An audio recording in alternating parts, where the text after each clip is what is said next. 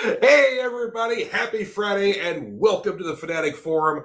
I am your fanatic and host, George Bueller. I'm so happy to be with you guys today here. We got a fun episode planned for you here. And of course, I cannot do it without my brother from another mother, my partner in crime, my junior fanatic. And today, he's not a furry, he is Seth Manhammer. You damn right I'm not a furry. I've been accused of it before, but I am not. I just like things with anthropomorphic animals like Howard the Duck and Porky Pig. And if it's an animal that can walk and talk and it's funny, I enjoy it. That doesn't make me a furry, damn it. There you go. Everybody likes Garfield. Sure. Everybody likes Yeah. Garfield. I mean, you just don't, you can like that kind of stuff. You just don't dress like that kind of stuff. And right. Yeah. I don't wear suits and I don't have a fursona. I don't think that I'm a dog, or whatever. And I mean, nothing wrong with the folks who are. Just that's not your bag. It's okay. Some of them there is something wrong with them, but that's a totally different subset. But there's always bad apples in every bunch. Furries in general ain't bad. Yeah, exactly. Yeah. Oh God, I was thinking, was that old song from the '70s? I can't remember the pop group that did that one.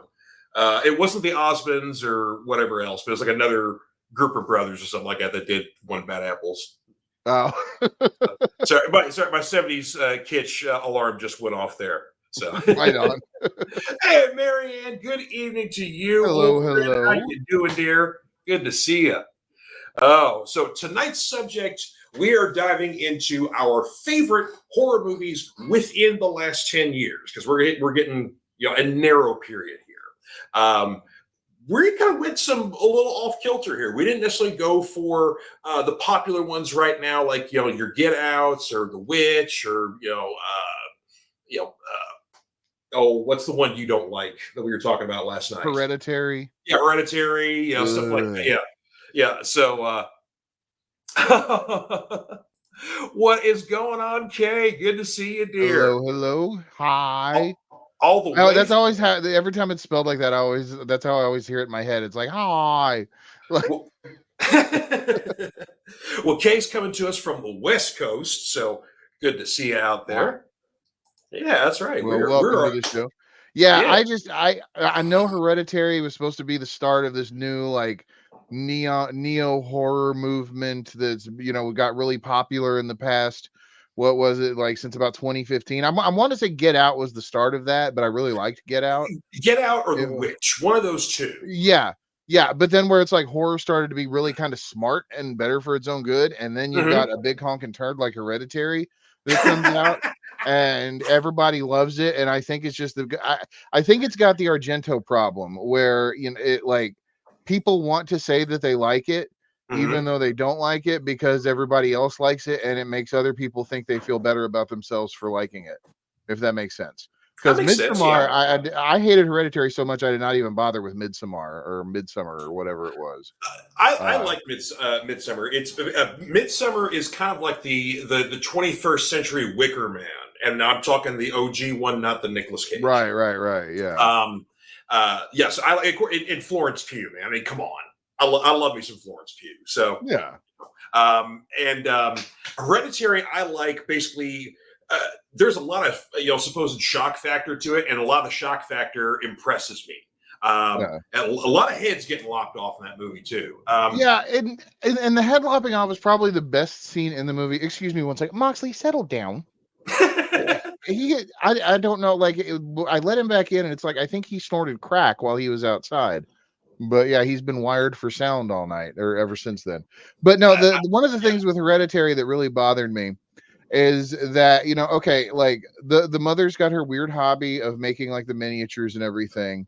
Sure. And then Gabriel Byrne is being Gabriel Byrne, right? And they willingly buy the most poorly lit house on the planet.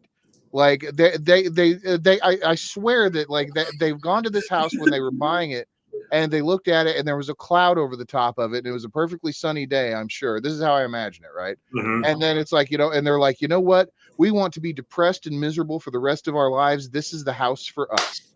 Those are the choices in horror movies that always get me. It's like, I know it's aesthetic design and everything, but nobody in their right mind would live in that house. Nobody. Oh, I mean, it turn some more lights on, but it's a nice and woodsy little place. You know, it's got the little tree house. Exactly. At least you can at least turn some more friggin' lights on. You know, it's that's the thing that always takes me out of horror movies like that. It's like I guess I like more like making the mundane horrific, you know, or like everyday things instead of like these weird exotic locales that you'll only ever see in horror movies. Anyway, yeah, and the whole like the second half of Hereditary I thought was friggin' stupid. Like the whole the big reveal at the end. Well, you get for me, you get like Crazy Mom in the beginning of the movie, and then basically you get kind of like a remake of The Entity in the second half of the movie. Yeah, The Entity is a much better movie. Please go watch The Entity if you haven't seen Hereditary. Or if you're on the fence about seeing Hereditary, just watch The Entity. The Entity I actually think is better than Poltergeist. And yeah, that's true. Yeah, but, they did some really good effects in The Entity too. Like whenever the ghost was like touching the woman, and you could see like the indentions of its fingerprints like on her flesh and everything. Mm-hmm. That wigged me out. Some good stuff there. We got a couple more comments in here. Mr. Bradley, good evening to you, sir. You will be proud to know, Seth, that Bradley has recently been to his first Guar show. Oh, did you get goo on you? Oh, dude, I saw pictures, man. He had red on him. Good. All over. Good. Yeah. Okay. So you are officially initiated with the Guar. Oh man. Yeah. He looked like he just got brought back from the afterlife in the original Poltergeist movie because he had like pink goo and red stuff all over him, and he was a mess. But man, he was happy. Fun fact: for the longest time, whenever I was in my big hardcore MMO phase, a lot of my characters would be named Salamalizer. Just because of Guar, yeah. And if you know that, I can't quote hardly any of that song here because we're a family show, but yeah. Mostly family, but yeah. Sadama Go-Go will always be one of my favorites of theirs. Sadama Go-Go is a classic, yeah. That's a banger. And the video is hilarious. Saddam. Oh, go. Hey, Mr. Bill is in here. Oh, Bill, you're a liar. You're a liar. I am not a furry. It's just science. I have fur, but you are. I am a hairy furry, man, but you're not. Yeah. You are furry, but you're not a furry. Exactly. Sick of you. Yeah. Oh man. And Diamond Dave popped in here. Good to see you as always, sir. Saying Get Out is his favorite of the last 10 years. And that's a good one. And I got to agree. Get Out is one of the movies that surprised the hell out of me with how much I enjoyed it. Mm-hmm. And just the premise alone is like, it's a ballsy premise for one, to be that blatant with your premise and make it like a racially charged movie. Dude, for me, the creepiest scene is the auction. I mean, like, I know the tea scene and when he's going down. Yeah. The silent auction is the creepiest scene. Oh, yeah. Yeah. Jordan Peele, man, he dude knows how to make a horror movie.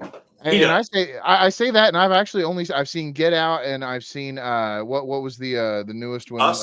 Nope.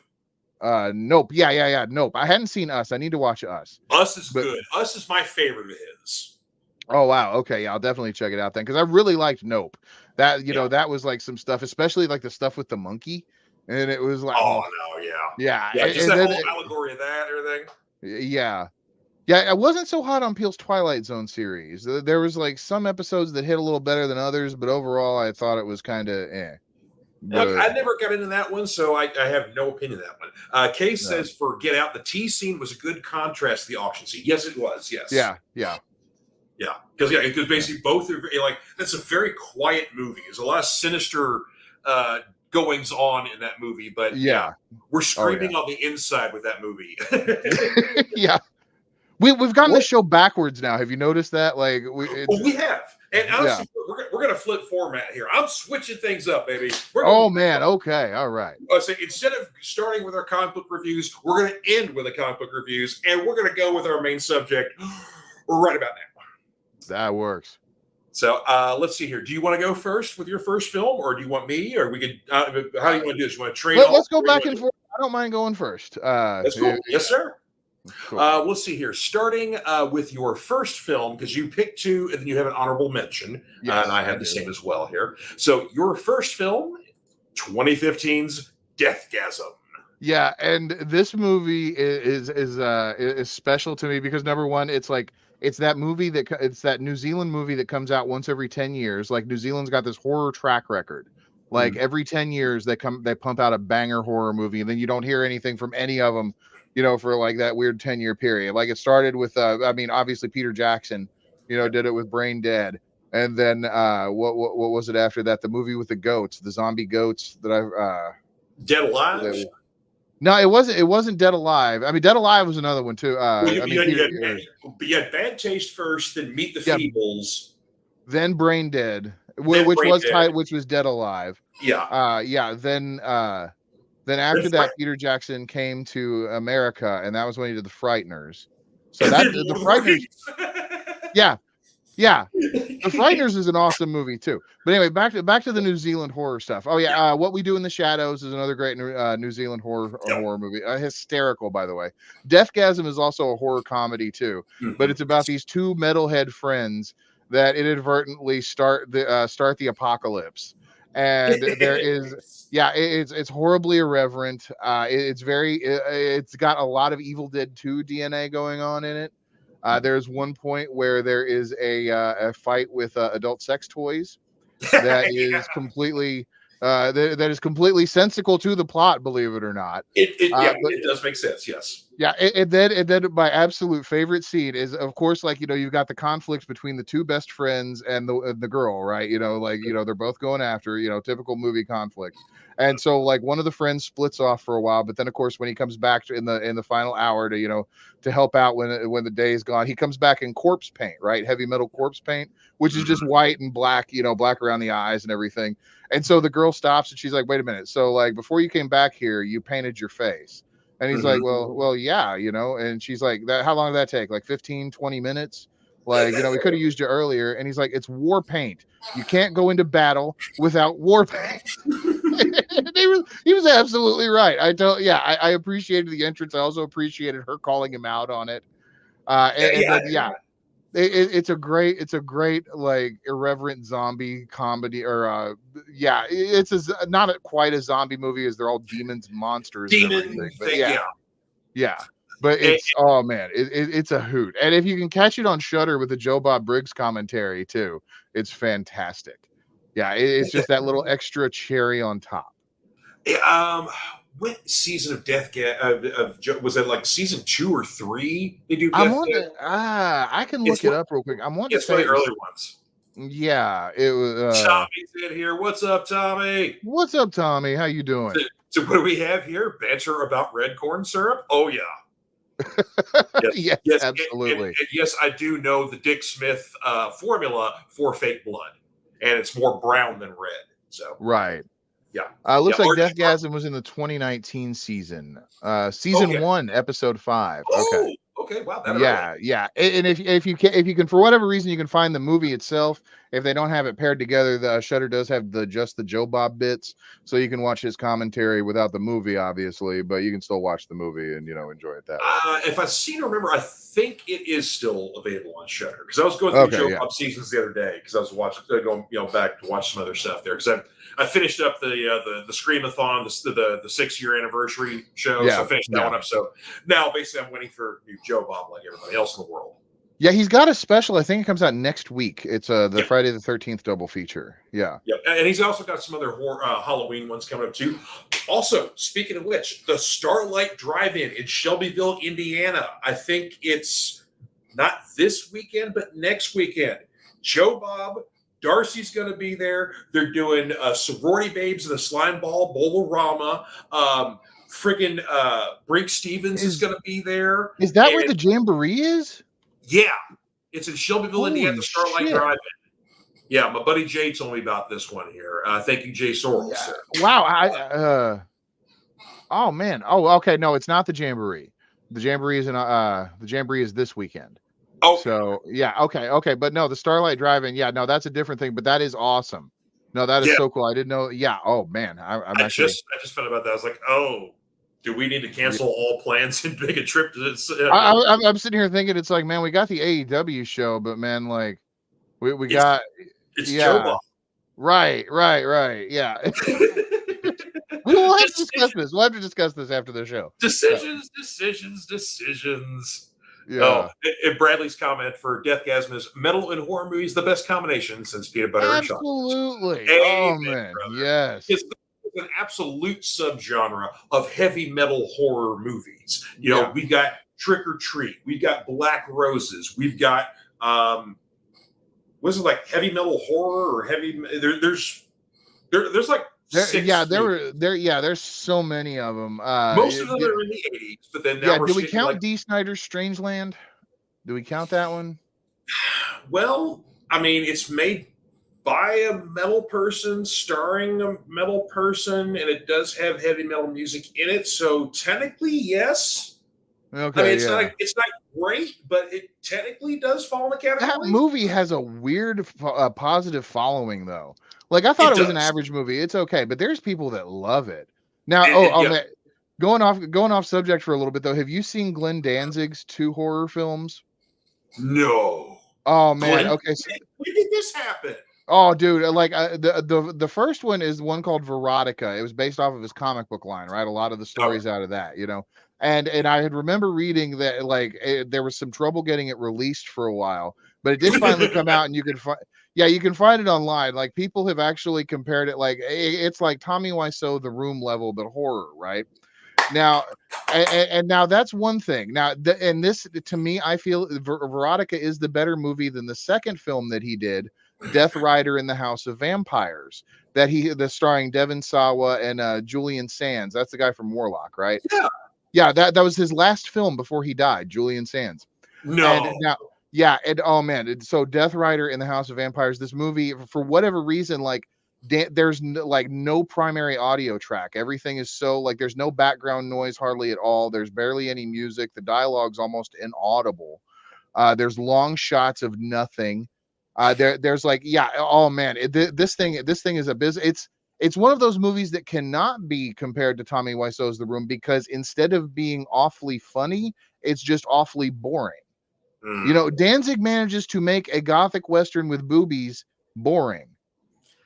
Wow. And he also stars in it, or not stars in it, but plays a supporting role as one of the vampire cowboys. And also, rumor has it, if you can catch Devon Sawa on the convention circuit, he will talk some mad shit about that movie. So, yeah, Glenn Danzig, great musician, terrible filmmaker. That doesn't surprise me, because I always thought his comics were a little on the mid too. So, right. Now, I will actually suggest, I know Mrs. Fanatic has a taste for some absurdly bad movies from time to time. So I would highly suggest one night you two do take a chance with Verotica if you can find it, because the commentary that she will provide will be amazing, I am sure. And indeed, yes. Yeah. I'll even slip in a couple of drinks as well here, kind of just loosen up. Oh yeah, absolutely, yeah. Get those cream juices flowing there, yeah. Oh God. Wow. Yeah, I tell you what. Recently, there was a Devon Sawa movie I watched. I saw like a list of recommendations, some like recent stuff, and half of them were good. The other half were like, But one that was recommended that I really, really liked, called Hunter Hunter. And Devon Sawa was in that. Basically, it's like a family that chooses to live out in the woods, living out in the woods. And it seems like there's kind of like a werewolf or something component to it, because like something is like taking out other animals and stuff in the wilderness, and it's like, oh, that's not normal, or things like that. And so dad goes out to hunt, and then dad's gone off on the hunt for a while, so now mom has to go out, who's not really that good of a hunter, or she's not really that well trained in this, and so she's got to go out and do stuff. And so the performances in it are outstanding. Highly recommend it. Hunter Hunter. Oh, yeah. Okay. Yeah. But now we're getting to my first movie to talk about. Your turn. Yeah. What am I actually talking about here? Not just plugging it right. I want to talk about Evil Dead Rise. It came out 2 years ago, directed by Lee Cronin. Some people have given this movie short shrift and either gave it a pass or said, I just didn't like it because XYZ. I am in the completely different category. I 100% love this. The opening scene of this movie grabs you like no other Evil Dead film. I mean, it just like it makes a statement like we're going balls to the wall. Here we go. Grab on. This one's going to be bumpy. It proves that you can take Evil Dead out of the woods, out of the cabin, and still do everything you love in an Evil Dead story, and there's no Ash Williams in it whatsoever. Right. Yeah, absolutely. That was one thing that I appreciated about the movie too. It took the premise out of an easy location and put it into a difficult location, and it still worked 100%. Yeah, I mean, you got all the tropes we love: lots of blood, a little bit of comedy, horror, chainsaw. All the stuff we love was still in this movie. A predominantly female cast, by the way. Yeah. And one thing this movie did too that I really, really appreciated was it actually lets you get to know the characters a little bit. Like it wasn't necessarily long stretches with the characters, but you started to empathize with them before any of the horror started. Yeah, it was just enough. Yeah, get the relationship with the mom and the kids, and then with the two sisters, and of course Vanessa. I can't remember her last name. Who plays the mom that gets possessed? Her performance. Oh man, her outside the door, the peephole and everything. Yeah. That shot from the trailer was like the thing where I was like, I'm going to see this movie. Yeah, just for that shot alone. Yeah. One of my favorite, because as much as I love going to the movies and being with a good crowd, and even the crowd's been a little responsive or whatever else, I love going to see a horror movie by myself and no one else in the theater. I went on a Monday afternoon, opening night, like first show of the day was like 11:30 in the morning. I was the only one in there. I'm like, let's go, baby. Private screening for George. Yeah. Oh, it was a perfect setting, and I can't either. So yeah. Oh man. Yeah. What's going on, V? Says the movie is amazing. EDR is insane. Yep. Yeah. Oh, 100%. It is so crazy. And Vanessa Sutherland. That's what it is. Yes, Vanessa Sutherland or Elizabeth Sutherland. Yeah. Yeah, it was the juxtaposition by the caring mom voice and the visual of just her looking gnarly, and it was just like, oh man, that was okay. I think that Evil Dead Rise is gonna be talked about along with like those other classic horror movies. It may take really 10 years for it to latch on, but it's got a good following now. Don't get me wrong. But frankly, I enjoy Evil Dead Rise way more than I enjoy the Evil Dead remake. Nothing against the Evil Dead remake; it's good, not great in comparison. But I enjoy Rise. I 100% agree. Yeah, I 100% agree. Yeah, then the director of Evil Dead Rise did Alien Romulus. And you can see a lot of that DNA in Alien Romulus. It turns Alien into a horror movie again. There was I only had one problem with Alien Romulus, but that's a totally different. That's a different discussion. And I haven't got to see Romulus yet because it kind of popped in and out of the theaters, so I didn't get a chance to check it out. So. Man, whenever you get a chance, check it out because it's a solid horror movie, and I'll be interested to hear your take on it. But when it comes to Blu-ray, I'm probably just going to grab it because I know Long Legs is on Blu-ray. I gotta get that bad boy. I need to see that movie still too, dude. It's we're talking about stuff that's maybe classics in the future. This is going to be a performance that people are still going to talk about of Nicolas Cage because he's used the perfect amount in this movie, not too much, not too little, but he makes a tremendous impact. And even when he's not there, he's all over that movie. Yeah. Oh man. And it's a great comparison to Silence of the Lambs. So. Oh wow. Okay. Kay says she needs long legs in real life, or you want to actually get the movie too. But I get you. Cage is a goat. Matter of fact, I almost introduced my wife the last weekend to Willy's Wonderland because we passed. And she watched the trailer and goes, "Oh, okay, that kind of looks fun." I'm like, "It is." Yeah. Oh man. Oh, I love Willy's Wonderland. But the one so I know she'll love. I just need to get her in basically she's going into fall break this week. This coming basically starting now. She's in fall break right now, and all next week. So getting her in, now she's kind of like a little de-stressed from school, stuff like that. I need to sit her down in front of Mandy because she hasn't seen Mandy yet. Oh yeah. And I'm surprised. I almost picked Mandy for tonight. That would have been a great one. Like I love the second era of Nicolas Cage where he's taking movies that are fun for him. Yeah. And then you've got like what was the one where he plays himself and the unbearable something likeness of fame or something. Yeah, something like that. Yeah, I can't remember the title. That was a good one. But yeah, then there was Willy's Wonderland, The Color Out of Space, I thought was really good. Yeah, with him in it.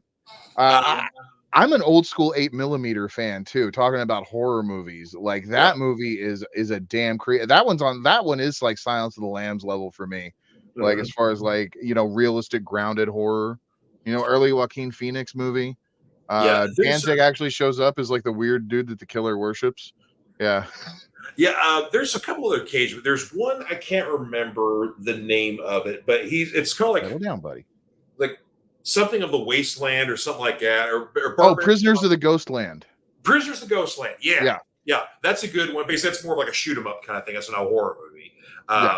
But that's a fun one. And then I recently saw Arcadia on Shudder, and that's good because he almost kind of plays that movie straight, like because because it's kind of like some sort of apocalyptic event has happened, and there's these creatures that have kind of taken over, and basically humans are kind of in hiding or whatever else. So it's basically him, and he's got two boys that are like teenagers. One's older, one's younger. Mom died in the thing that happened and whatnot. So. So he's raising these boys alone in this apocalypse, and then we flash forward to like the modern day where the boys are now like in their late teens, early 20s, something like that, and they're still fighting the monsters things. The creature designs is really cool, and Cage does get to have his typical Cage freakout moment, but it's a moment that makes sense. But for the most part, he plays a very normal kind of rigid father who's trying to make sure his boys don't die in the apocalypse, and he's made him through this far, sort of stuff like that. So thank you, V. The unbearable weight the unbearable weight of massive talent. Thank you. Yes. Thank you, V. Yes, man, I hate I was 8mm love. Oh man, that movie is so good, dude. When the poor guy who has to wear the apparatus, and then he made me do it like that. That's me. Woo! that's rough. Or wait, are you thinking of 7? Oh yeah, that's right. That is 7. The lust kill. Yeah. Well, they did come out the same year, so that is true. Yeah. 7 did overshadow 8mm a little bit. 7 is also an excellent film in its own right. Actually, in the killer in that movie is a real life monster. Turns out to be. But anyway, I digress. Yes, you have your second film here to discuss. Yes, and this is one I have not seen, so I need to check this one out. Yeah. Okay. Now this one, I've got a confession that I like. There's this trend in horror now where it's taking the premise of normal movies and giving them a horror twist. Yep. Like we saw this with that Vince Vaughn movie Freaky, where he was the serial killer and then got switched to that was fantastic. So okay, now imagine this is Back to the Future meets Halloween.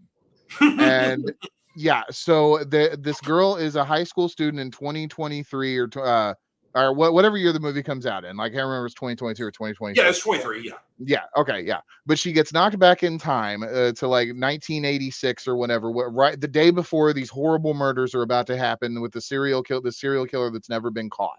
Or it might be a couple of days. It's been like a minute since if I would have been on my goat, I would have watched this again. So she's back in time and she's trying to stop the killer before it happens, but she can only remember certain things because she never really gave a crap about history before, right? Okay. So so that's one thing that I thought was interesting. And so there's also this B plot going on where the people are the people in the present time are kind of figuring out that something's kind of off kilter. Right, like the timelines aren't exactly going on, so they start to figure out what's going on and like wonder where she is. And a lot of the jokes that they make in the movie, it's a horror comedy. It actually, there are genuinely like tense parts, especially when the killer starts to go, because it is a whodunit with the killer as well. And so some of the jokes are really funny too, because it really plays into the whole idea of it's the 80s and nobody really gave much of a crap about anything. Like one of the victims, she's trying to find like their class schedule, right? So she goes into the school office and she's trying to come up with a story as to why she needs it, or like why she needs this, information. And the lady or the secretary behind the desk is like, wait a minute, here, it just gives it to her. And then like she's trying to tell stuff to the cops, and the cops are just like, wait, that's not, or like, yeah, we don't care, you can go do that. Like, just a bunch of things that like she doesn't expect, and everybody's smoking in the movie too. Yeah. And she is always commenting on how disgusting it is. And yeah, it's just those little callbacks like that. But it's a very fun horror comedy that plays into the whole like adding the horror twist to other movies, and that's why I think everybody should check it out more. I think it's on Amazon Prime. Yeah, right I remember seeing all that, because it's Kieran Shipka's in it, and trying to think, there's the two. I looked at the cast is on there. The two lead girls on there. Both of them are really good. So yeah. But yeah, so that is worth checking out there. So and Kay makes a good point. Yes, no dabbing before live streaming. Oh yeah, we actually got some good comments. I'm going to bring a couple of these up here. So, okay, my first one here for V. Hope that Night Shift gets brought up. That wasn't one I brought up, but I agree. That is a pleasant surprise. Now, is that related to the Stephen King novel? No, it's a Netflix-made movie starring Jamie Foxx, and it's a vampire hunter movie. But basically, it's almost kind of like a police procedural vampire movie, or because you got like Jamie Foxx is like the experienced hunter. He's training a new guy, but of course, it's the new guy's a twerp sort of thing like that. And there's of course some other greater mythology and stuff that's building. But it's a lot of fun. So I agree. Night Shift is a good flick. But yes, no relation whatsoever to the Stephen King story.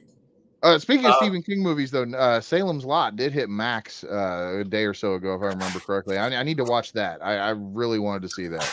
Yeah, matter of fact, we just watched the old one not too long ago because we were in the mood for some old school stuff. And so, the Toby Hooper one. Yep, Michelle never seen the OG one. I'm like, let's go. I was like, we had to do it in 2 sessions because, of course, it was made for TV. They did it's like 4 hours long. Yeah. Yes. We had to watch it in 2 installments. So I was like, come on, she could have been, But I could do a 4-hour movie, but my dear cannot. For me, it depends on what it is. It's like my attention span is kind of like getting shorter in my old age. Like I don't know if I'm having adult ADHD or whatever, but like sometimes the idea of like a 4-hour long thing sounds really great. Other times it makes me want to pull my eye teeth out. So okay. Yeah. I don't know what, it just depends on what it is. Like the 4-hour long cut of Justice League, I can totally do that. True. My correction, V. Day Shift is the Jamie Foxx movie. Okay, I'm not familiar with the 2023 Night Shift then. Oh. So well, in my head, it's going to be a sequel. There you go. Yeah. What were those Russian horror movies? Night Watch and Day Watch and yes, and they never finished the damn series. They didn't. Yeah, you're right. The third one, and they never finished it. Well, basically, 2 more something Russian that starts with a B. I can't remember. Bazmarudikov or something. I'm sorry, my Russian's horrible. He did those 2 movies, and then he went to the U.S. and did Wanted, and then we haven't seen him back in Russia since. Well, I mean, Wanted probably was a crime against cinema in and of itself, but it was I'm sorry. Okay, that movie, I got in trouble with my ex-wife because we went to go see that movie opening day, and like immediately when they start doing the curving bullets crap, like I just start laughing hysterically in the theater, and no one else is laughing, and I'm just like thinking like this is the most absurd comedy I'm ever seeing, like, and apparently it's not, like.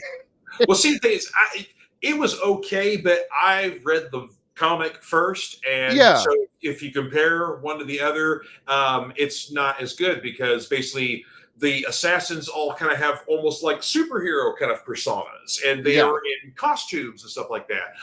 The lead guy, when Mark Millar wrote the story, and I can't remember who the artist was on Wanted, he literally made Wesley looked like Eminem. And so when they wanted to do the movie, they wanted to cast Eminem in the movie. They didn't get him, and so they cast James McAvoy, who looks nothing like Eminem. Or even they couldn't even dye his hair blonde, for God's sakes.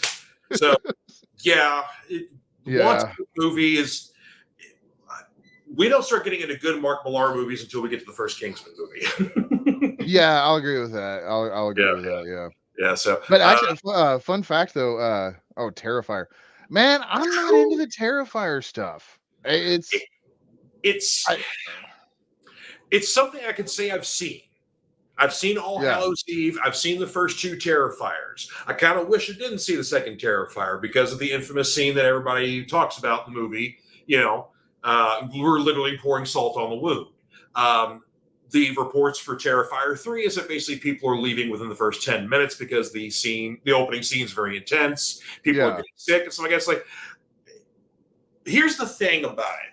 The guy who plays Art the Clown, when he's not murdering people and he's being creepy, evil clown, his performances are terrifying and hilarious at the same time.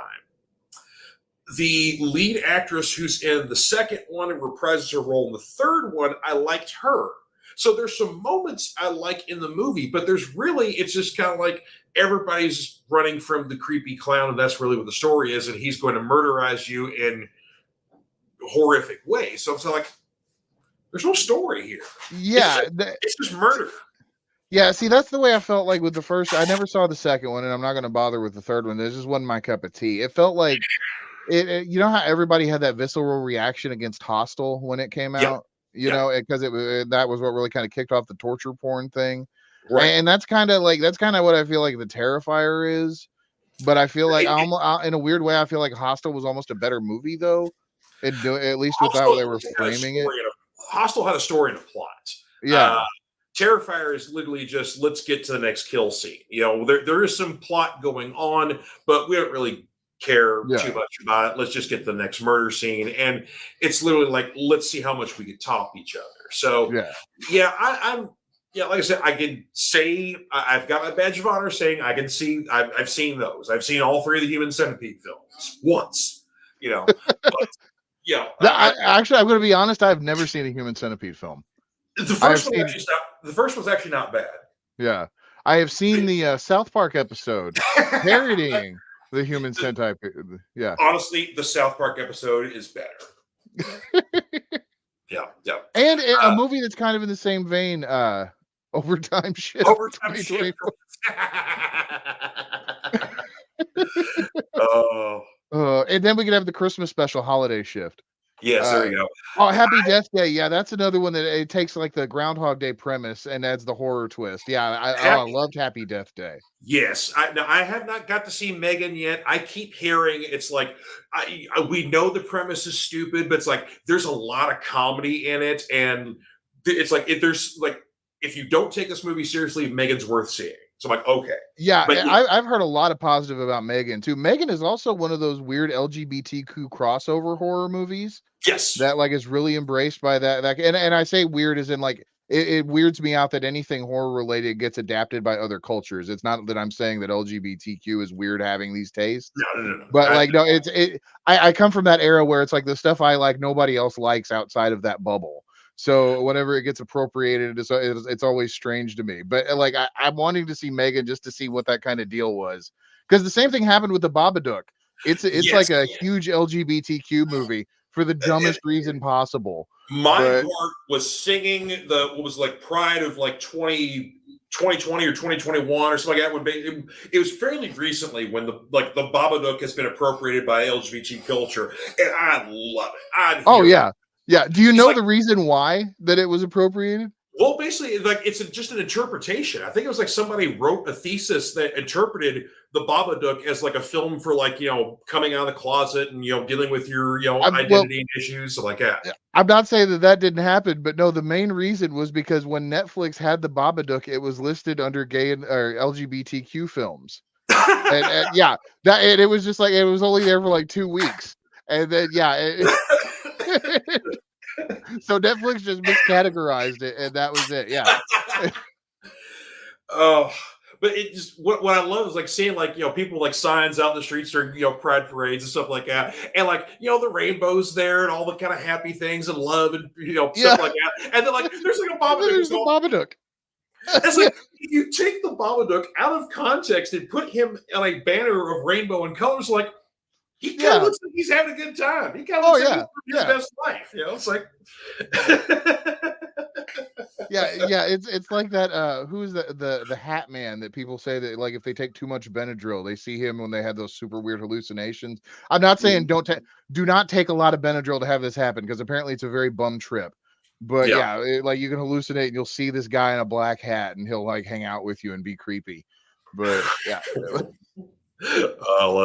V says that Megan has no right to be that good, but it was the best surprise of 2023. I like that. I'm gonna have to see that because I think they're sequelizing it too. There's a Megan 2 coming out. Too. Yeah, it was a big hit. So and you're busting up Kay over here, Seth. So there you go.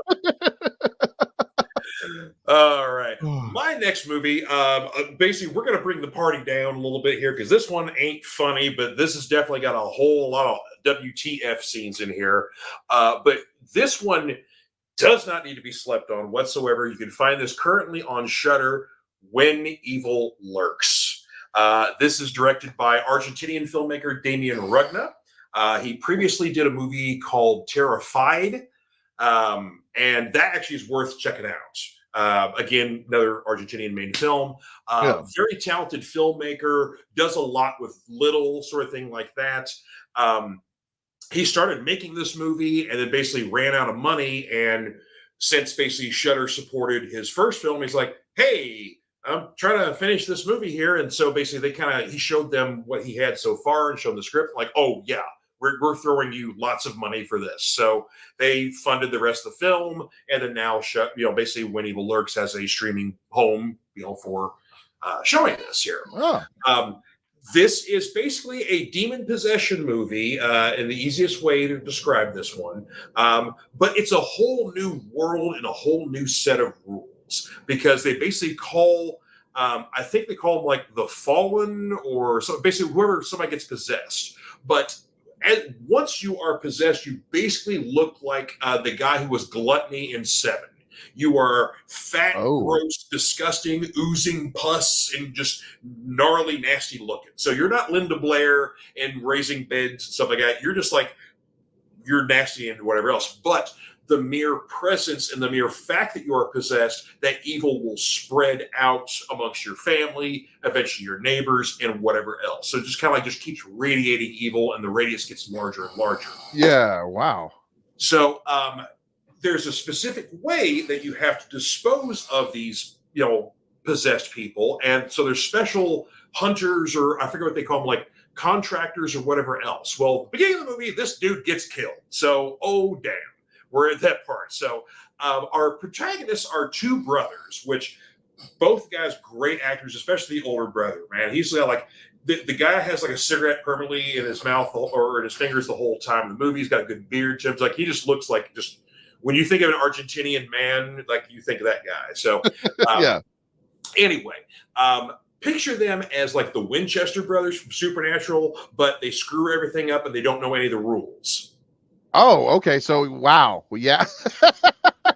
So their neighbor is the possessed one, and they're like, well, the Tucker and Dale, basically, is what you're saying. Yes. Yeah. Okay. Tucker Okay. Yeah. Dale. Yes. Very much. So basically, we want to get this guy out of here, but the guy, the demon killer is already killed. So we're just going to put this guy in the back of a pickup truck and take him to the next county. That'd be a good idea, right? Treat him like how my dad and I treated an old washing machine. Yeah. Yes. Didn't work out for us either, but I'm sure it sounded worse for them because it's a demon. Yeah. But the performances of this movie are great. There's a lot of great, basically, like as the poster sees here, this woman has an axe heading right to her face. In the next 2 seconds after this picture, you can pretty much guess what's going to happen. But the scene and how everything breaks down, it's like, oh my God. It's just kind of like this. They just keep hammering you with like, Jesus, moments there. But yeah, very well done movie. Yeah, highly recommend this one. Matter of fact, Joe Bob talked about this one too in his most recent series, most recent season, because he's like, I know it's a more recent one here, but it's like this one grabbed a hold of me and it just wouldn't let go. And I agree, it does not let go. Oh wow! So there is a Joe Bob version of this. I'll have to check that out too. Yes, sir. Oh man. Okay. Yes, Yeah, I'm sir. down. I'm down. That's part Yeah, of the I fun mean, of it. Yeah. It was shout out to the last drive-in with Joe Bob Briggs as well, because that is like if you're into horror, like even if you don't necessarily like the movie itself, like the interstitials with Joe Bob and Darcy are great because Joe Bob will give you history about the movie. He'll go on weird rants that are funny but have no context or tie to nope. the thing, whatever. They'll do specials and marathons and bring in guests and interviews. It's a blast. It's a hoot. You know, it's really Yeah, a of course, celebration. he tells bad dad jokes all the time. Yeah, Darcy usually has to rein him in, and sometimes of his tangents or the dad jokes or whatever else, yeah, or she's like, if you don't like long diatribes about history or pop culture of a certain thing, then Darcy is your voice of like, shut up and just get on with the movie, Joe. yeah, yeah. And shout out to Darcy specifically because she's the unsung hero of that show. Like she Amen. makes it happen. Like Joe Bob had his show on TNT, 20 years ago, something like that. Monster And then the movie Vision. channel before that. I'm wearing the T-shirt. Yeah, woohoo. But and on the movie channel before that. But yeah, he's been like, the horror movie, like the grindhouse kind of like the the more fun movie, Yeah. Mhm. culture guy, there's a lot of movies that are just way too, they have their head up their own ass. And Well, I mean, Joe Bob kind of sifts through the wheat and the chaff on that one for me. basically, Joe Bob, the three things we want from any movie on a Joe Bob show is blood, beasts, and boobies. Yeah, the three B's. The three B's. Yeah. That's all we need. That's all we want. So there you go. Yeah, he does the drive-in totals too. Like he tells you how many people get killed in the movie. Who does the best actors, how many boobs are in the movie. Like, Yeah. he breaks it down really well. And I say it sounds like I'm saying it in an untasteful way. Like he's not distasteful about it. Oh no. Yeah, it's absolute honor for the project. But yeah. he has fun with it. And of course, I love like his terminology for them. Like aardvarking is basically what he talks about. It's having sex or whatever. Oh else. Yeah. He used to.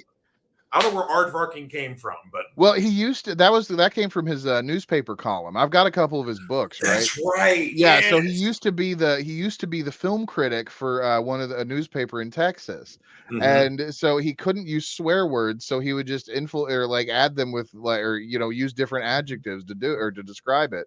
And then eventually he started to get this list of words that he was no longer allowed to say. So he would just start substituting other nonsense words into it.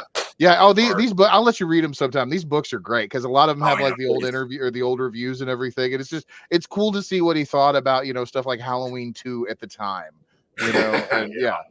I love it. All right. So your third and final film, your honorable mention My honorable mention. And this was actually a good pick here. I haven't seen this one in a while here, but 2016's Hush. Yeah, this is a Mike Flanagan jam. And you might remember him as the guy that did Dr. Sleep, which is a fantastic Stephen King adaptation. Probably one of my favorite Stephen King movies, if we're talking about. But this movie, it's not a comedy, like my other movies. This is a dead ass, this is a straight horror movie. And what it is there's a woman, she lives by herself and she lives kind of out in the middle of the woods and she's deaf. And there is a man that obviously there's a man that wants to burglarize her home. Well, he wants to kill her once he realizes that the home is occupied. And so then it's like this cat and mouse game between the killer and eventually you're rooting for her because that she's got this disadvantage, obviously. And then there's the point where the guy realizes it and starts to exploit it. And it really gave me vibes. I can't remember the name of the movie, but it was a made-for-TV movie from the 70s. And there was a blind woman living in an apartment, and a guy tries to come in and kill her. And so, she has to not, she basically, the climax is where she takes out all the sources of light to put him in, the same thing. But she forgets the one light that nobody would think of in your house. If you went in your house right now and, just turned off all of your lights, there would be one light that you're not even thinking of, and I guarantee it's the refrigerator light. Ah. Yeah. And so that's the comeuppance. Yeah, that this movie gave me those vibes, except this movie's a lot more hardcore than that. That wasn't And Eyes of Laura Mars, was it? No. She's no. blind, but she's seeing the killer through her eyes. That's no. That wasn't. Yeah. No, this is a made for TV movie from the 70s. I can't remember what I have the problem of naming stuff that I saw or when I saw as a kid that like it stuck with me, but I don't remember what it was called. There was a movie on USA about a killer doll that was the same. This woman was in an apartment building or like a high rise, and there was this doll. And I remember like they would show it on like Friday nights sometimes and like around Halloween. And one of the scenes that got me that was creepy was like when she realizes that the doll's been moving around the house, like she puts it in the room, right? Or she puts it in the separate room and closes the door, and then she gets down to look under the crack, and then the doll's looking at her right back at her. Oh yeah. And it was like that. Yeah, I can't remember for the life of me what the name of that movie was, but it stuck with me. Oh god. Yeah, but no, Hush was a Netflix movie for the longest time. Still is, I believe. But yeah, it's an early Mike Flanagan jam. It's a really like it's his early low budget horror entry. Like it's his business card movie, basically. It's like this is what I can do. This is why I've got, in the future, who he is.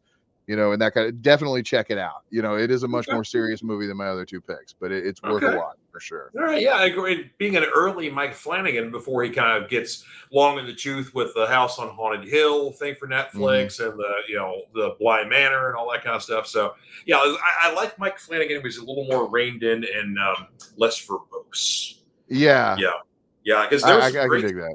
There was some great stuff with the House on Haunted Hill series, but that could have been like half the episodes. Yeah, I'm going to be honest. I did not make it through House on Haunted Hill. It was a rough one for me.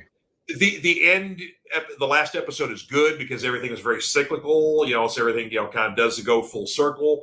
But yeah, I started a little bit with Haunting of Bly Manor, and then I realized, oh wait, this isn't really a horror movie. Click.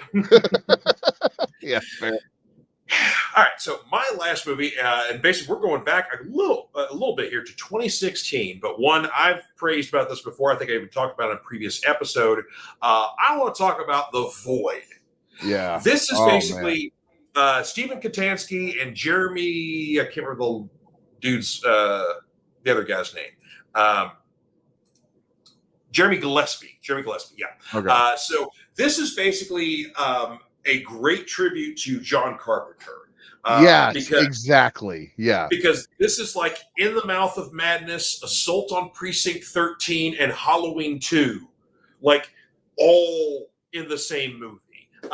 Basically, you have got, a hospital kind of under siege. A local sheriff is protecting the people inside there, and there's this weird death cult of all these people in robes. You can't see their faces. They don't talk, but basically they're all gathering, and then eventually people start getting murdered or whatever else.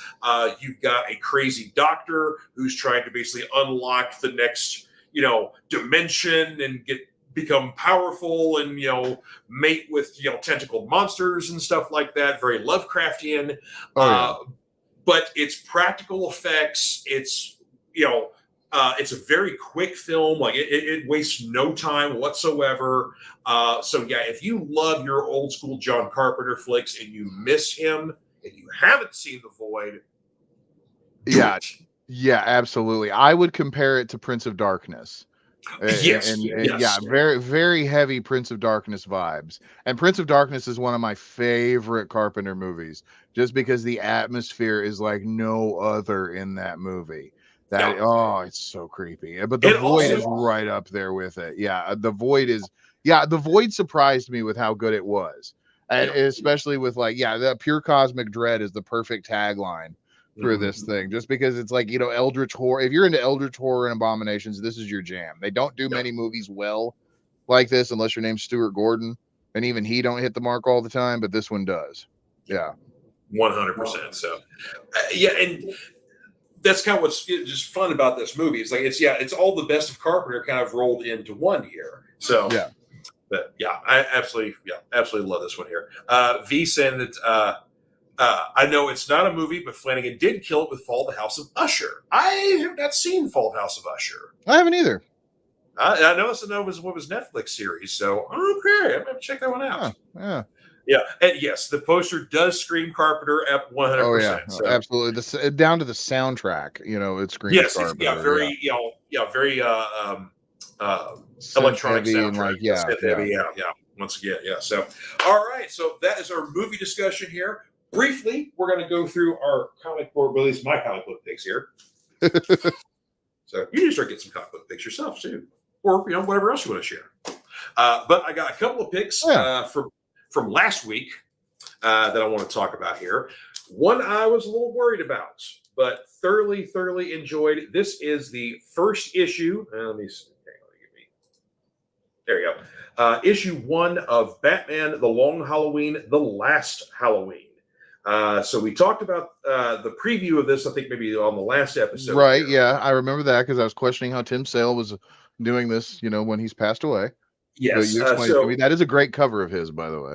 Yeah. So the fortunate thing is that Tim basically did cover art for the entire series. So before he died, like Jeff Loeb found these drawings. Like, when did he do these? And so, because they had been plotting this series for a while as the finale to everything, and of course, this does take place after the events of Dark Victory. So this does, involve, what's still going on with the Long Halloween world and the story that they started with Long Halloween, second in Dark Victory, and so but this kind of continues what's going on with basically with Harvey and Gilda Dent, and some other stuff, and also basically we're starting to get copycat murders of Holiday. Oh, so yes, the makeshift 22 with the baby nipple silencer is back in play. Yes. Another one from last week. Definitely got to talk about this one here. Image has been doing the Universal Monsters series. They started with Dracula as a 4-issue series, adapting the Bela Lugosi, kind of getting a little bit of a twist here. And then they did The Creature from the Black Lagoon Returns, which basically that was a news story. And then this one, you got Michael Walsh, who did Silver Coin, which is an outstanding anthology series.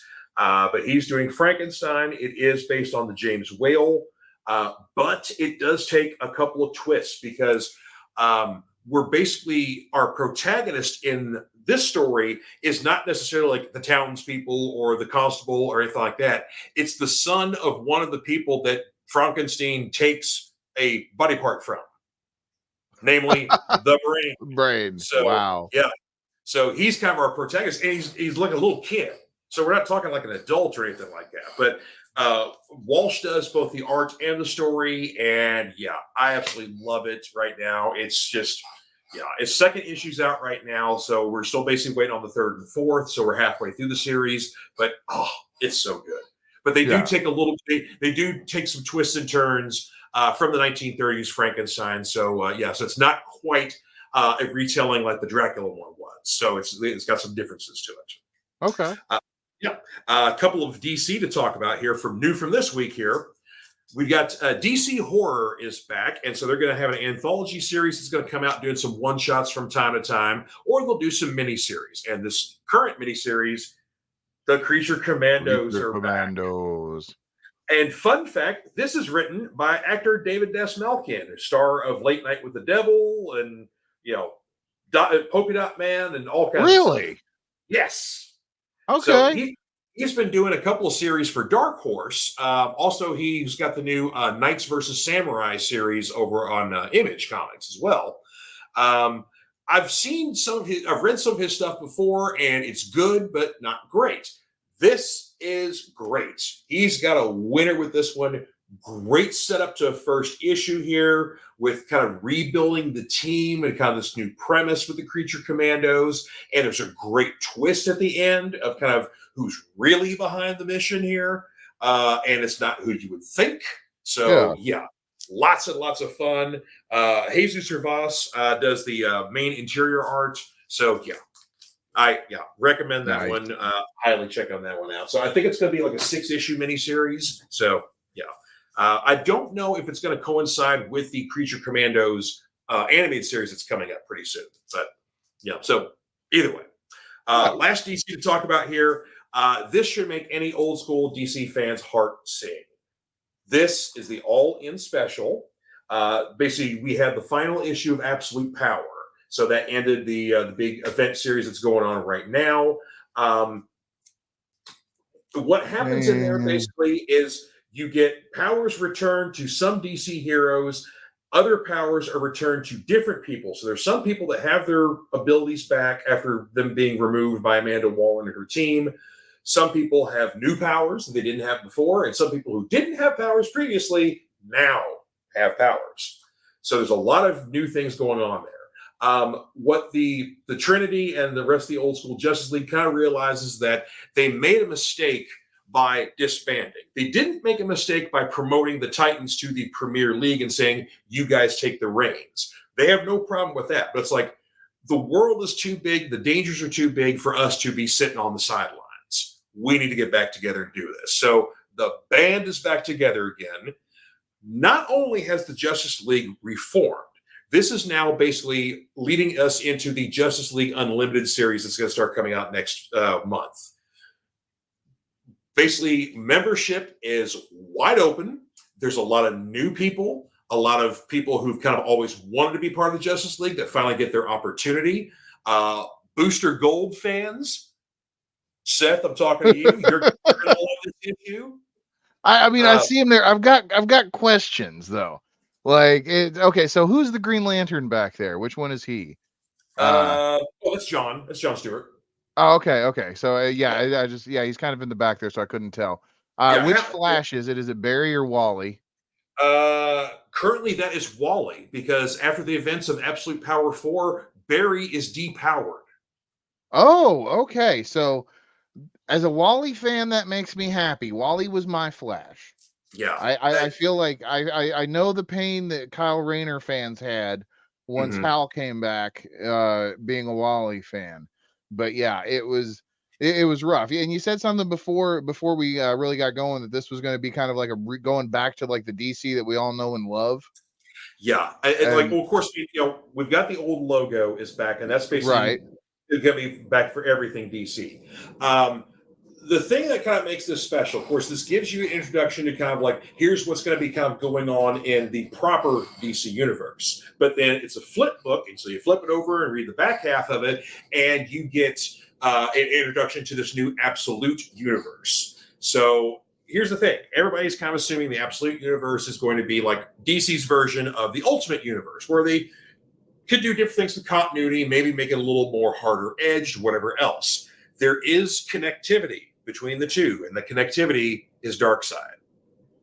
Because in one universe, he exists. In another universe, he doesn't, because he got killed.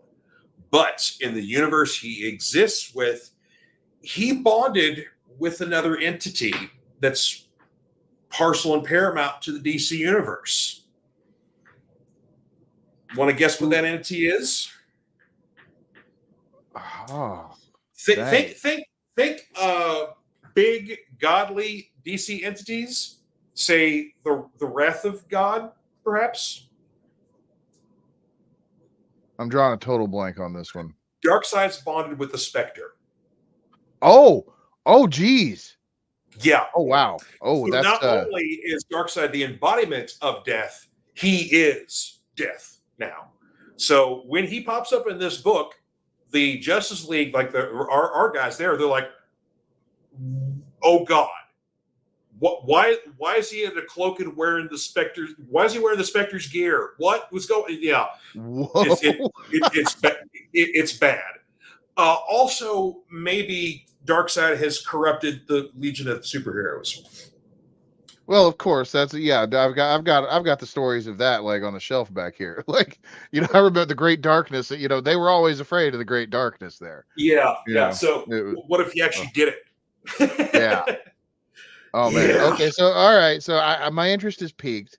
I do have to say I may have to check it out, because I'm gonna be honest. I felt a little betrayed by DC for quite some time, because of after to me, like the post crisis through Flashpoint was probably the prime DC years to me.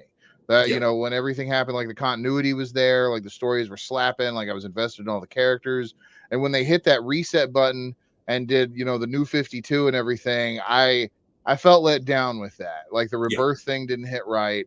Yeah, After that, Rebirth tried to fix New 52, and it basically kept screwing it up. yeah, and see, I felt even more betrayed because Rebirth had, yeah, it bait and switched me with Superman, right? Because then it came out with the whole idea that there was still the Superman that I knew versus the new 52 Superman, and that there were two Supermen and they were distinctly different until they became the same Superman.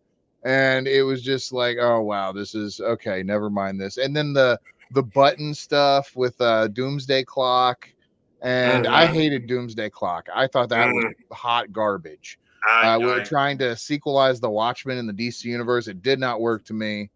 Yeah, It didn't. and let's get the whole premise of Doomsday Clock, which we're going to get Dr. Manhattan versus Superman.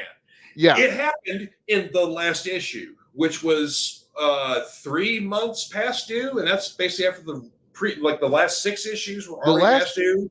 the So comic started in delays. The comic ended up going bi-monthly, or no, excuse me. It went bi-quarterly. yeah, So that by the time by this time the second issue is out, they were already telling you that this wouldn't wrap up for another 2.5 years, yeah, and it was ridiculous. yeah.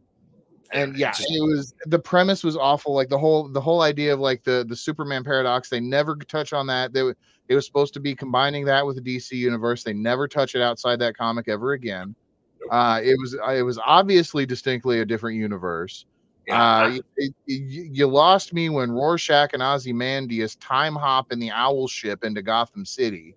Nothing like that. They had some wild stuff in the Watchmen comic, but Yeah. like it was a little too much stretch into my suspension of disbelief to get me into like universe hopping was there. I agree. And basically, if you want a good sequel to The Watchmen, the HBO series that has Regina King starring it, that is a good sequel to The Watchmen. Yeah, I still haven't watched that though. It's hard for me to Dude, like. it takes place in the later on. So basically, we're out of the 1980s, and so we're not so much worried about the Cold War. Now, the thing that's got everybody scared is racism.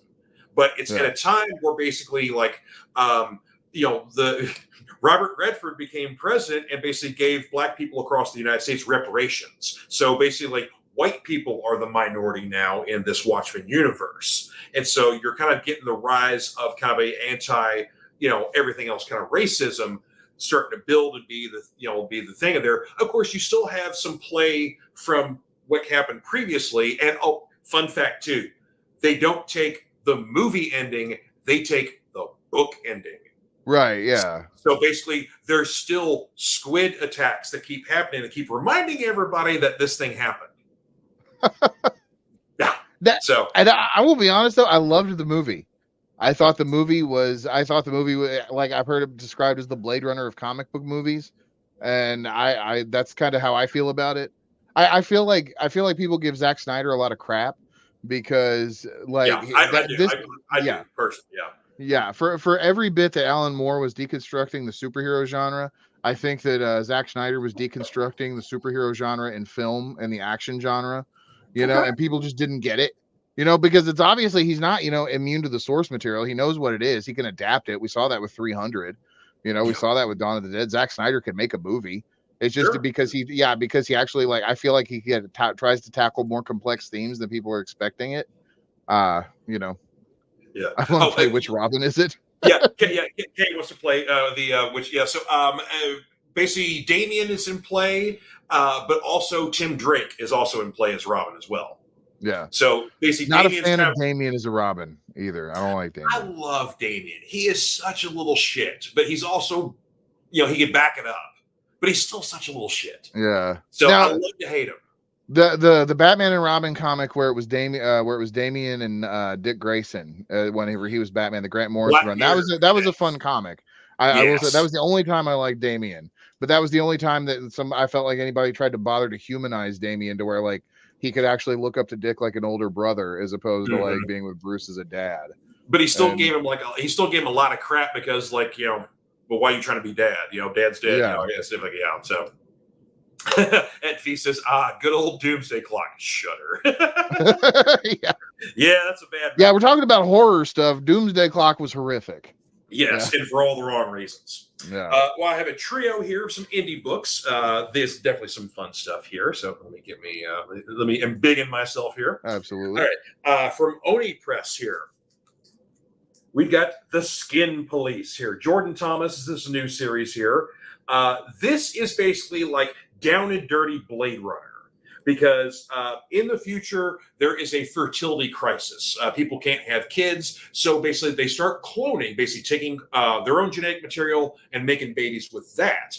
Sometimes it works. Sometimes later on in life, they pop. And when they pop, they go crazy. And when they go crazy, they start killing people. And then you got to call in the Skin Police. Wow. Yeah. And the fun thing is that sometimes the clones don't know they're clones. So there's this paranoia that anytime you get sick for long periods of time, maybe people start thinking they're breaking down.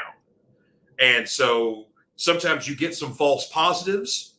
People think they're clones, they get killed. And sometimes, so the Skin Police are not popular. They do a good job. But as the public persona goes, they're not liked. So, but yeah, this is... I love Jordan Thomas's stuff. He and Justin Jordan work together a lot, like the Luther Strode stuff. So yeah, this is fun. Yeah. Case says clone insecurity. Well, I mean, you got to think about it. In this world, if you are a clone and if you do break down, you're gonna murder people, and if you don't murder people, you'll get murdered yourself by the Skin Police before you murder people. So you don't have a good shelf life if you are a clone. So, but yeah, right. Definitely people are clone insecure. That is for sure. Another new one here. This is gonna be another mini series here from Boom Studios and Brian Azzarello, The Creeping Below. Oh, yes, great front cover here. I love that. This basically mixes black metal, a forest in Oslo, Norway. Our protagonist is a photographer for food magazines, and basically she is unwillingly sacrificed by this poser black metal band for them to get whatever, and instead what they unlock is a force of nature bent on revenge for basically getting murdered. If anyone is familiar with the Garth Ennis series, The Ribbon Queen, that came out last year, which is an awesome series, this is a great companion. It's not as gory as Ribbon Queen is, but the tone is perfect. So if you want a good-fashioned female revenge for getting wronged, and the supernatural forces saying, "Hey, girl, let's go get these bastards." Ribbon Queen, Creeping Below. Nice. Last but not least, and another new entrance to the Ghost Machine imprint from Image. Of course, all of our buddies Jeff Johns and Gary Frank and Brad Anderson, Danny Reese, all kinds of people here. This is Hyde Street. Hyde Street is absolutely fantastic. This is basically a reverse horror anthology. What I mean by that is like the tradition, like your Tales from the Crypt or Creep Show, you got the Crypt Keeper or the Creeper, and they kind of, give you a little intro, and then here you go. Here's your story. And, basically rampant destruction of, some dipshit, whatever else. Right. This is basically you're following the host, but you're following him from job to job. So he'll make a pit stop and torture somebody or do whatever, somebody's wrongdoing, but then he's got to move on to another thing and another thing and another thing and another thing. Because basically Hyde Street is kind of the place where it finds the wicked and then punishes them. So it kind of just pops up in random places and basically, finds the right person and takes care of them. The unfortunate thing about Hyde Street is that there's more than one entity that is in this game of basically taking souls and taking out wicked people. So Mr. X-Ray is kind of our main protagonist. He's basically just a regular dude who wears these, those novelty X-ray glasses, but there's a reason why he's stuck wearing them. And then you also meet Pranky. And Pranky has the appearance of a 10-year-old Boy Scout who's, doing his due diligence of being a good Boy Scout, helping old ladies across the street, whatever else. But if that, say, little old lady happened to have poisoned her family and killed them all, and she finds herself needing some help across the street, and Pranky's the one that helps her, well, Pranky's going to help you into a working steamroller. So, but yeah, so you got basically these other entities are basically in competition with each other because we find out that their boss is basically a scorekeeper. And so, like the last panel, you see the scoreboard, and there's basically about a dozen entities on there and their scores of who they've taken so far. Because basically, if you reach a certain goal or reach a certain number, then you can leave Hyde Street. Okay. Yeah, but what does that mean? Because everybody that's already on Hyde Street is already dead. Yeah. So, yeah. So there you go. There's your new books for this week here. But yeah, Hyde Street's a lot of fun. And the great thing is there's a couple of one-shot spin-offs that are also coming out here pretty soon. There's one called Devour, which I think is like a almost kind of a spiritual sequel to The Stuff. Because it's another kind of like 80s weight loss spoof sort of thing like that. Take this stuff here and you'll lose weight and look great. Right. It's going to eat you from the inside out, sort of thing like that. So that's a one shot that's coming up, I think next month or something like that. And like there's a couple of times where like there's some Easter eggs there drop when you see Mr. Hyde walking down the street. So they're dropping Easter eggs for some like future titles and stories that are coming out. And whatnot. So of course, all this Hyde Street stuff is apparently, or the Ghost Machine, all apparently has kind of a bit of a connectivity to it because we've seen some connectivity between Geiger and Redcoat and some of the other titles that have come out from this imprint. So yeah, we're seeing some world building stuff here, and yeah, I'm here for it. Okay, I'm down. Yeah. So like I see, there's some like. As far as horror books go, we are 100%. Tommy and I've talked about this in the shop multiple times. We're in a second golden age of horror because it's definitely a new renaissance. There's so much independent companies that are producing excellent horror books, whether it's Image or Dark Horse or Boom Studios or Vault or whoever the case may be, CEX. But then like. DC's starting to do a little bit of stuff. Of course, they have their black labels. They can kind of push the envelope there. Marvel started really going full tilt boogie again with horror stuff this year. And now they got that red band in print. So they can basically do like, here's your PG-13 version of the book. Or if you want the NC-17 version, here it is for you. So I like that idea. That is pretty cool. Because I do like, even though like, I was ragging on the Terrifier earlier, I do like gore and viscera in my media. Like I'm a gore hound. I just like there to be a purpose for the gore. And, exactly.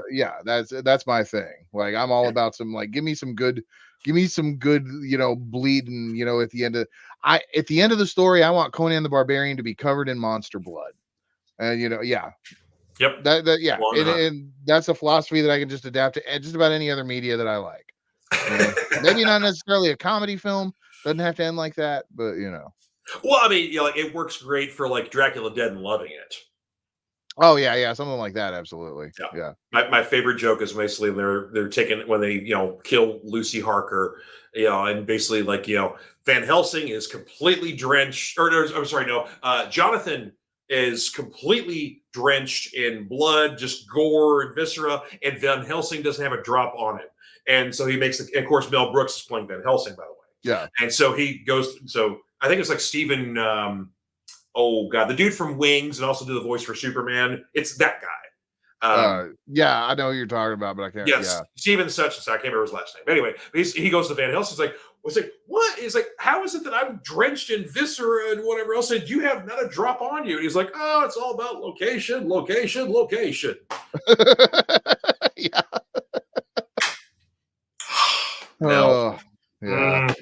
Yeah.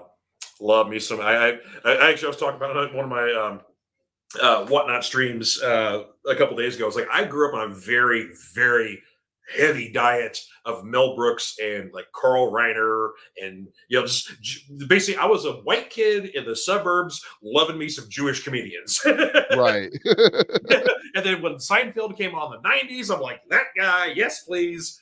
So yeah. So I'm a Gentile who loves me some Jewish people. So there you go.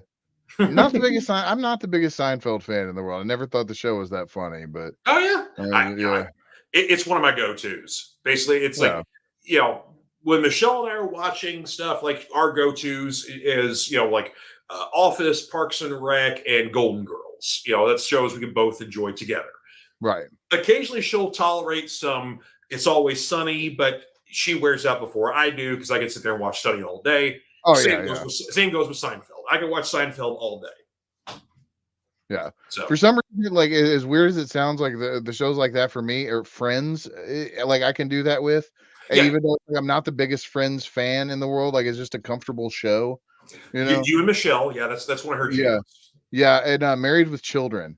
Man, like I will like on my box downstairs. There's a channel that'll play like 24/7 Married with Children. I'll just throw that on for the background sometimes, and yeah, it's Yeah, fantastic. yeah, you can thank Pluto for that one. So that's probably what you're picking Yeah, up. So yeah, Married with Children, yeah. yeah. Matter of fact, at the shop we got like a huge run of the Now Comics Married with Children run from the '90s, Oh and a man, couple those of things. miniseries. I had some of those issues. Yeah, like I never understood. Like I never understood some comics that were TV shows before that. Like it just didn't make sense to me. Like Married with Children, I didn't get. It didn't feel the same to me.